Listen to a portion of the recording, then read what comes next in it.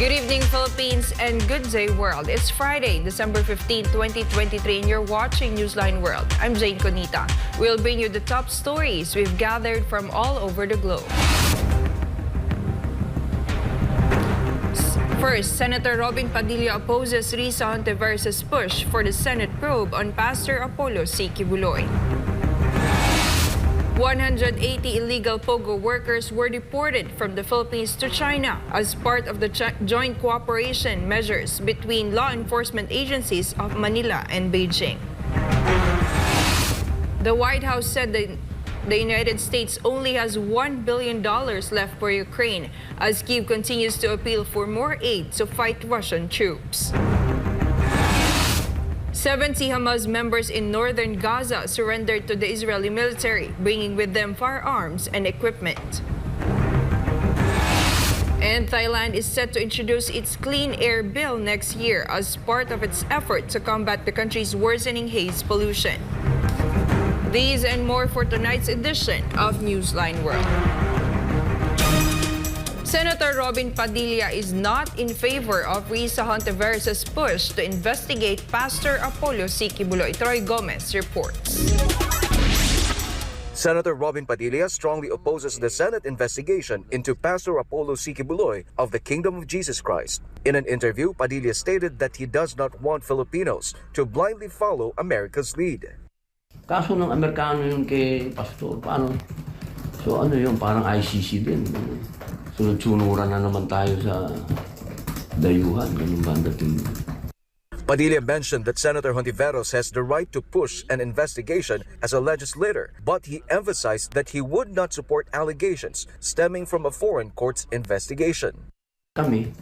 Ako lalo, nangangati ako pagka kaso ng puti eh. Pagkaso ng na-offend si Bonifacio, medyo ayoko talaga. Pero kung sa Pilipinas, wala akong magagawa. Pilipino yan.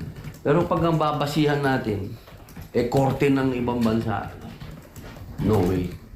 Regarding the allegations of child abuse and sexual abuse, Padilla stated that the witness should also be investigated as there is a possibility that they are not telling the truth.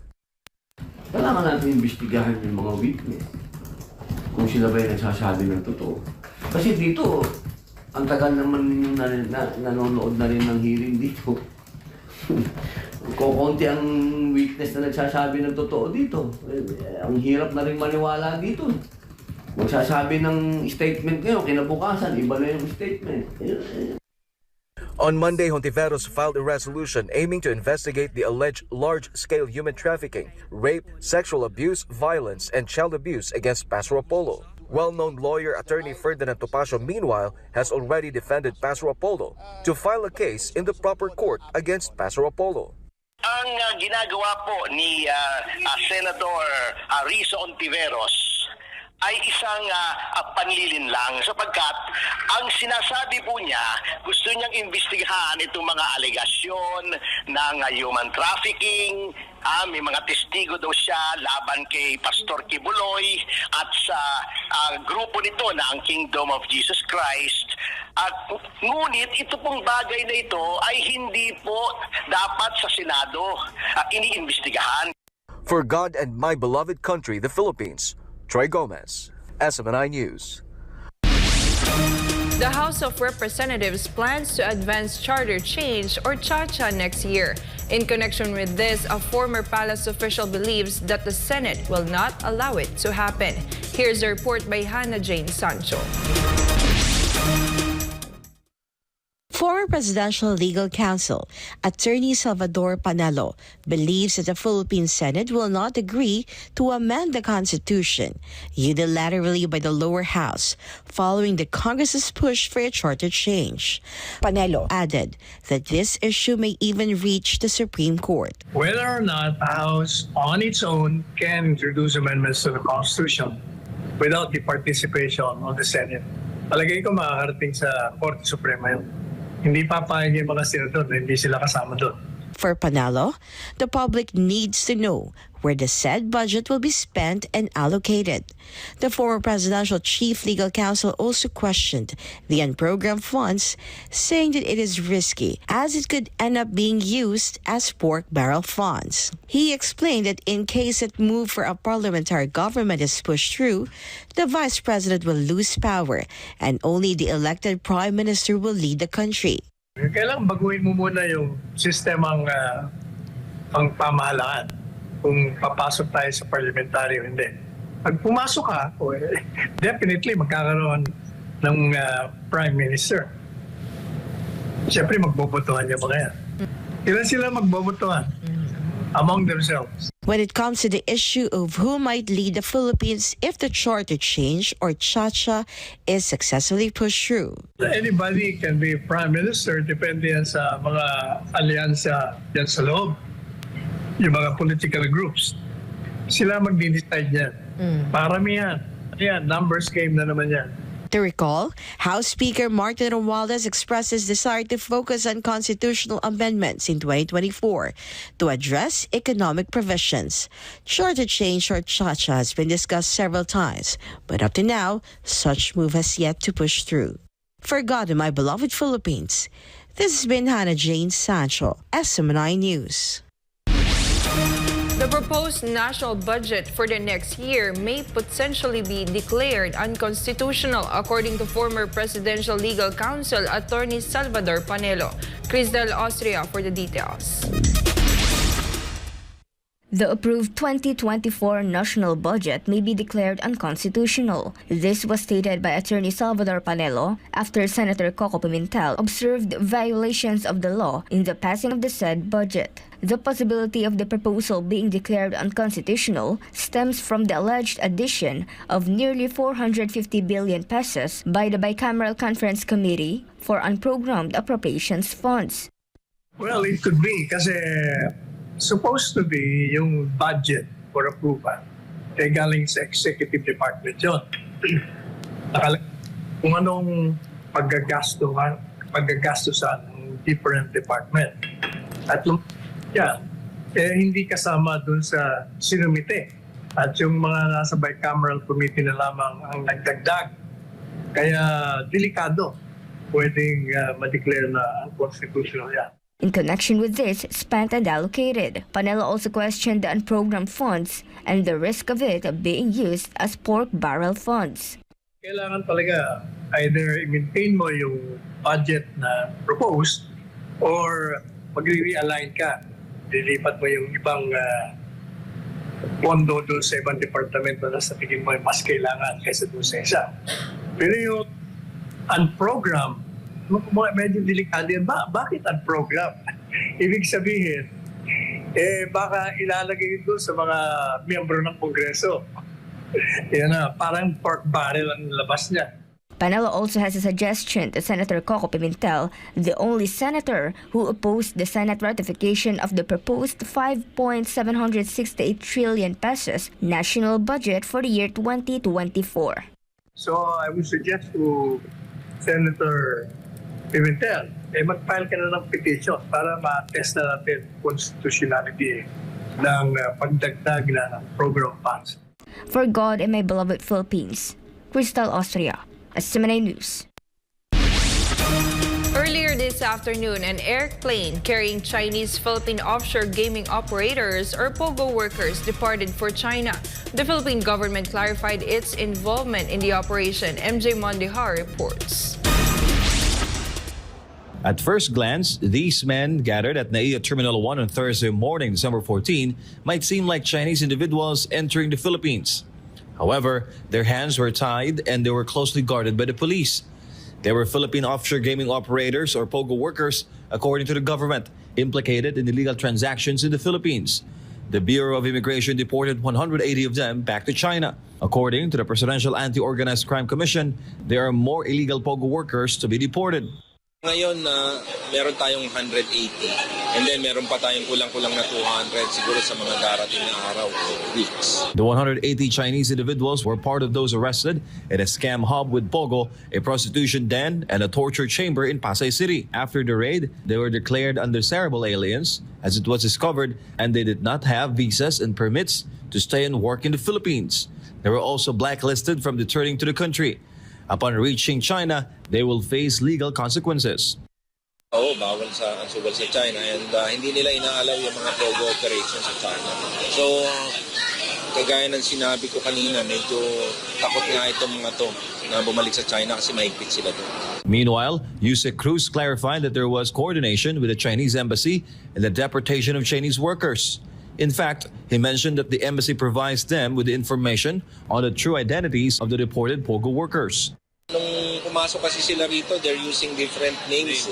Tsaka yung mga fake identities. So, nung binayometrics na sila ng Chinese authorities, lumalabas yung totoong pangalan nila, even yung mga crimes kung saan involved sila, lumalabas din doon sa China. PAOK assured that their operations against illegal POGO activities in the country will continue. For Ganabal of Philippines, I'm Jayne Codnita, SMNI News.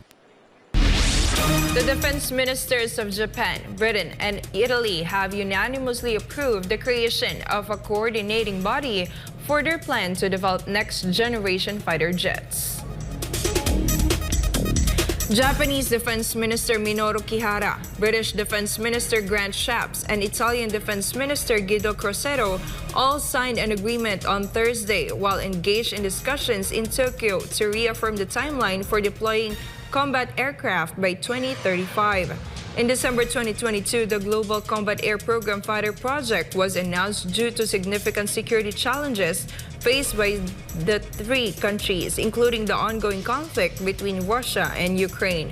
The program also marked Japan's first joint defense equipment development deal with a country other than the United States. However, under the coordinating entity, Japan's Mitsubishi Heavy Industries Limited, Britain's Base Systems, and Italy's Leonardo SPA formed a consortium aimed at completing the design work by 2027. Reports say Japan aims to develop a successor to the 90 F-2 fighter jets of the Air Self-Defense Force scheduled to retire by 2035. The UK and Italy, on the other hand, intend to replace their 240 Eurofighter jets. 4 senior ministers in Japan have been removed from government posts following a fundraising scandal that has affected public support for the administration, Ria Saito reports. Japanese Prime Minister Fumio Kishida's approval rate dropped to 17.1% in December. It marked the first time his cabinet received a rating below 20% since the ruling Liberal Democratic Party returned to power in December 2012.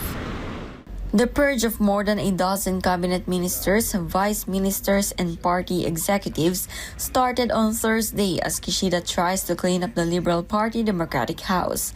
The revamp in his cabinet took place amid an ongoing criminal investigation over a fundraising scandal involving the ruling party's most powerful faction. Among those who were forced to resign on Thursday was Kishida's close ally, government spokesman and Chief Cabinet Secretary Hirokazu Matsuno, who holds one of the most powerful posts in government. Internal Affairs Minister Junji Suzuki, Agriculture Minister Ichiro Miyashita, as well as Economy and Industry Minister Yasutoshi Nishimura also quit their posts, according to local media. The lawmakers under Kishida's group who were linked to the fundraising scandal allegedly received more than 500 million yen in an undeclared political funds that have ended up in unmonitored slush funds over a 5-year period through 2022. 5 more deputy ministers would be removed in the next few days. Ijo, New SMNI News, Japan. The U.S. Navy asked Australia to send its warship to the Red Sea to strengthen its multinational force amid brewing tensions in the region. Sasha Hassa reports.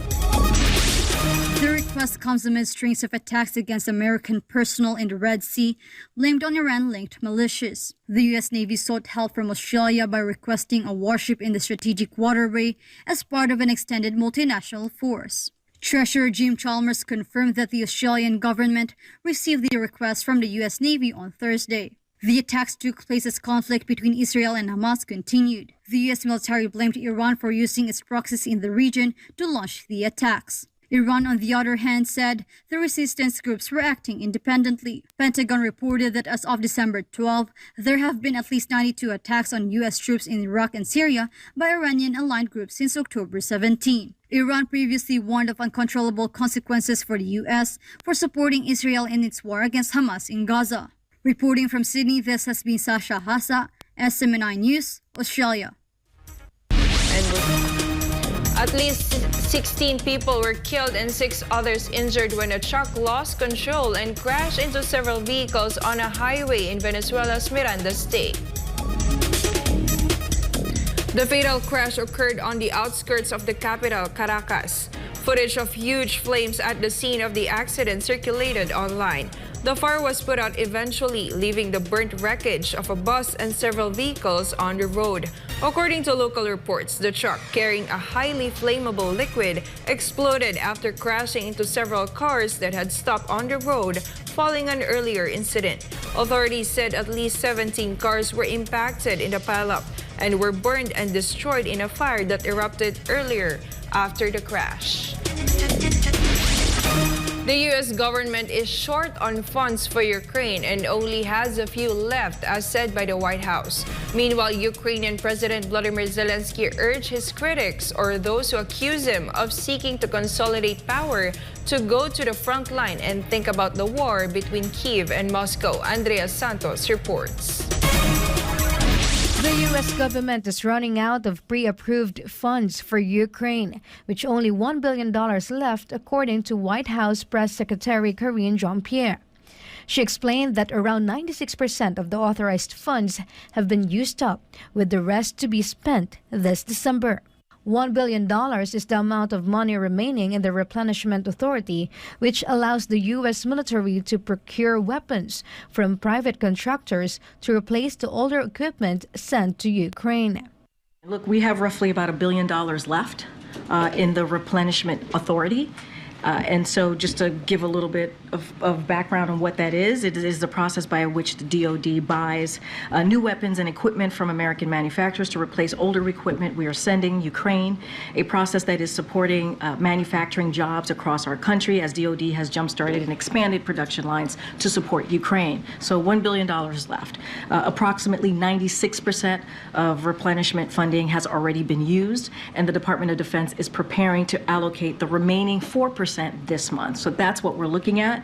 And so once we run out of the replenishment funds, we will not be able to backfill our own stocks, as I just laid out at the top, and replace what we send to Ukraine. And that is what is at stake here. To recall, after meeting with Ukrainian President Zelensky, U.S. President Joe Biden announced $200 million in military aid to Kyiv. This aid includes additional air defense interceptors, artillery, and ammunition. Biden has repeatedly urged the U.S. Congress to approve his $106 billion supplemental funding request, which includes around $60 billion in aid for Ukraine, assistance for Israel and Taiwan, and funds to boost the border between U.S. and Mexico. However, U.S. Senate Republicans do not want to greenlight the measure, as they want stricter immigration controls and funding. Some of the GOP members have also been reluctant and skeptical of providing aid to Ukraine. Meanwhile, Zelensky has urged his critics to go to the front line and that his political opponents should prioritize the conflict over anything else. Zelensky made the remarks in a recent interview with Bret Baier of Fox News. When asked about the accusations that he has sought to consolidate power and transformed Ukraine into an authoritarian state, Zelensky replied, quote, "I say to such a person from government or mayors, think about the war, think about how to defend our people. Don't travel through the world each day, travel to the front line. And don't cry because you're leaders. And that's it. That's why we are here and that's why we stayed, because most of the people are not crying." End of quote. Reporting, this has been Andrea Santos, SMNI News. Russian President Vladimir Putin ruled out an additional wave of mobilization in Ukraine, saying that there are more than 500,000 Russian soldiers in conflict zones. Carlo de la Peña has the details. Russian President Vladimir Putin said his country does not need to announce additional mobilization to replenish army ranks in conflict zones.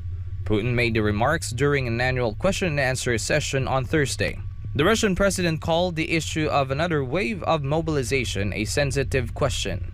To recall, Russia announced a partial military call-up last fall, where tens of thousands signed up to fight amid the ongoing conflict with Ukraine. Russia announced partial mobilization in September 2022. Putin said there are around 244,000 mobilized Russian troops currently deployed in the conflict zone, and 486,000 volunteers have signed contracts with the Defense Ministry. Meanwhile, 41,000 had been discharged either for health reasons or because they reached the maximum age. The Russian president said, quote, "Together with the volunteers, there are 500,000 people. Why do we need mobilization? For today, there is no need." End of quote. Russian officials, including Putin, had repeatedly said that Ukraine's counteroffensive had failed. Earlier in December, Russian Defense Minister Sergei Shoigu estimated that Ukraine had suffered over 125,000 casualties since June of this year. Russia announced partial mobilization in September 2022. Reporting, this has been Carlo de la Peña, SMNI News. Relatives and friends of remaining Israeli hostages held captive by Hamas held a vigil in Tel Aviv to call for the safety and the return of their loved ones. Hundreds of people gathered at the hostages square and lit candles to celebrate the Jewish festival of Hanukkah. The people also laid a table in the square in tribute to those taken hostage. According to the IDF, 137 Israeli citizens are still being held hostage by Hamas. Last month, a 7-day ceasefire saw Hamas release over 100 people, including 86 Israeli women and children. In turn, Israel freed around 240 Palestinians from Israeli prisons. But the truce collapsed eventually and the fighting resumed on December 1. Both Israel and Hamas blame each other for the collapse of the ceasefire. Israeli forces are claiming Hamas broke the truce, and their group alleging that Israel had refused all offers to extend it. The Israeli Defense Forces released a video of dozens of Hamas gunmen surrendering to their troops at northern Gaza hospital. Angel Pastor has the news. The Israeli Defense Forces, or IDF, said 70 Hamas gunmen surrendered to their troops at the Kamal Adwan hospital in northern Gaza. The military said that in recent days, troops of the 460th Armored Brigade, working with the security agency of Shin Bet, located a building used by operatives of Hamas in the area of the Kamal Adwan hospital. The 70 Hamas operatives also turned over their firearms and equipment and were taken to be questioned by the Shin Bet and Israeli military intelligence. Meanwhile, the head of the Hamas Political Bureau, Ismail Haniyeh, said that the group is open to negotiations to end the war with Israel.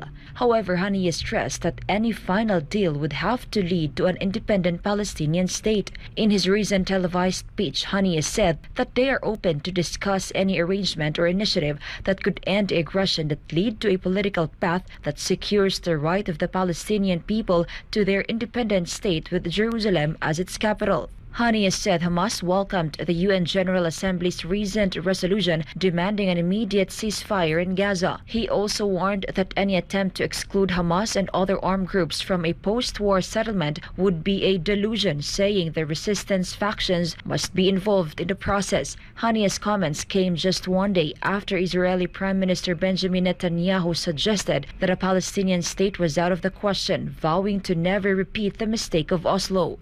Netanyahu was referring to the Oslo Accords solution between Israel and Palestine, was signed in 1993 and was secretly negotiated in Norway. It saw Israel recognize the Palestinian Liberation Organization, and in turn, the PLO acknowledged Israel's right to exist. Reporting, this has been Angel Pastor, SMNI News. Iran warned the U.S. military from setting up a task force in the Red Sea in ongoing war with Hamas in Gaza. American and French navies have strengthened their presence in the Red Sea since the strings of attacks launched by the Iran-backed Houthis. To recall, the U.S. Navy even invited Australia to send a warship to strengthen its multinational forces. Reporting this has been Melchizedek Cadiz, SMNI News, Kuwait. In India, intruders breached the lower house of the country's parliament, and this happened on the anniversary of a deadly 2001 attack on the complex. Jayne Codnita reports. Two men breached the law. Parliament was adjourned for around an hour. The duo was detained by security officials along with two other people outside the building. Reports say that the Indian Ministry of Home Affairs has launched a probe into the security breach. The breach occurred on the 22nd anniversary of a deadly attack on the parliament. A day after the breach, security was rumpled up around the parliament buildings. Authorities erected barricades outside the complex to restrict entry. Both houses were adjourned following protests by Indian opposition MPs who demanded a discussion about the incident, and statements from the Prime Minister and other cabinet ministers paid tribute to the December 13, 2001 incident involving security personnel who were killed in a shootout in Parliament. Reporting, this has been Jayne Codnita, SMNI News. Thailand's Clean Air Bill, which focuses on transboundary haze, is set to be implemented next year. This was announced by the Department of Pollution Control, where, according to Pinsak Surasawadi, the agency's chief, the proposal has been approved by the cabinet. The measure includes provisions from previous legislation regarding clean air and significant measures to avoid pollution. The Clean Air Bill will be submitted to the Office of the Council of State, the Ministry of Natural Resources and Environment, the Cabinet, and Parliament. Thailand will establish a National Committee on Air Management, declaring measures to hold. This measure also clarifies the importance of transboundary haze pollution and declares that the responsible party for haze pollution outside Thai territory is liable, while the source of pollution within Thailand must pay a fine.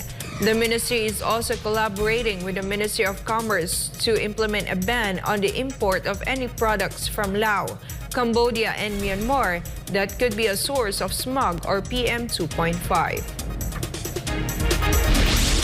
The Prime Minister of Thailand expressed his concern as he described the country's current state of economy as being in a crisis. Chatmong Konpisamay Guson has the news. Prime Minister Sethar Thavisin said he felt heavy-hearted when it comes to the country's economic prospects in 2024 as the administration seeks to address the current economic crisis. The government is prioritizing the resumption of a free trade agreement with the European Union through investments in infrastructure projects. Talks were suspended in 2014 due to the military coup. The Premier also proposed more sustainable ways to transition to renewable energy and attract foreign investments through the promotion of trade labor, increasing skilled labor, and training additional manpower. Sethar also expressed concern over low wages, wherein employers have been resisting attempts by the government to raise the minimum wage. The government also proposed its flagship stimulus policy fails through the implementation of the digital wallet handout to low and middle income Thais, likely to start in May 2024. Under the program, 50 million Thais earning less than 70,000 baht per month will receive a one-time 10,000 baht handout of digital money, which they need to spend within 6 months. Additionally, nearly 90,000 people nationwide have registered for the government's debt relief program. Sethar announced the measures as he marked his first 100 days as Prime Minister. รายงานจากราชบุรีนายชัดมงคลพิสมัยโกศล SMNI ประเทศไทย สวัสดีครับ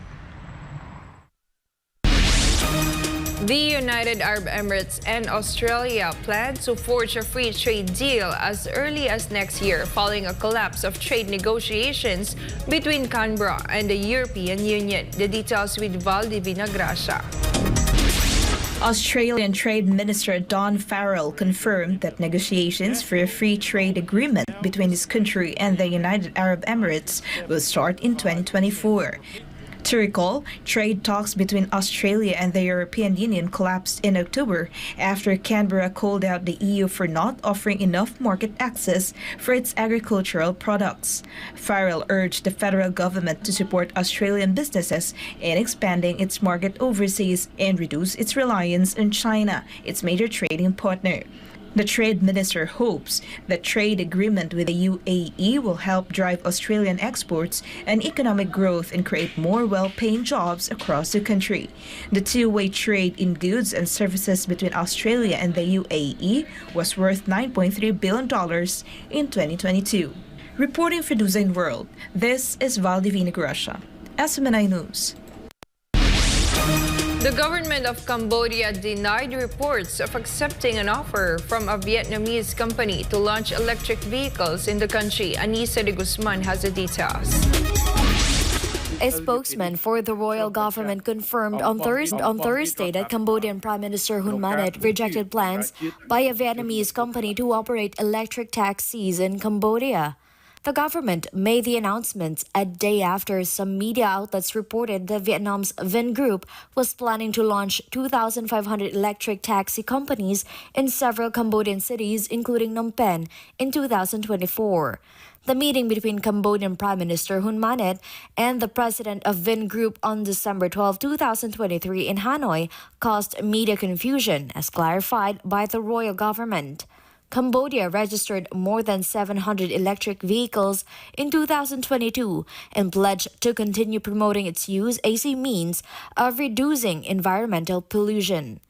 The Southeast Asian country is in the early stages of adopting the electric vehicle infrastructure. It aims for 40% of all cars and urban buses and 70% of motorbikes nationwide to be electric by 2050. Reporting for Newsline World, Anissa de Guzman, SMNI News.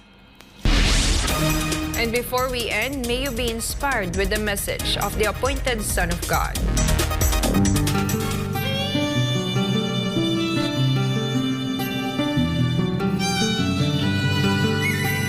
In everything you want to do, if you are committed, if you are consistent, you will succeed.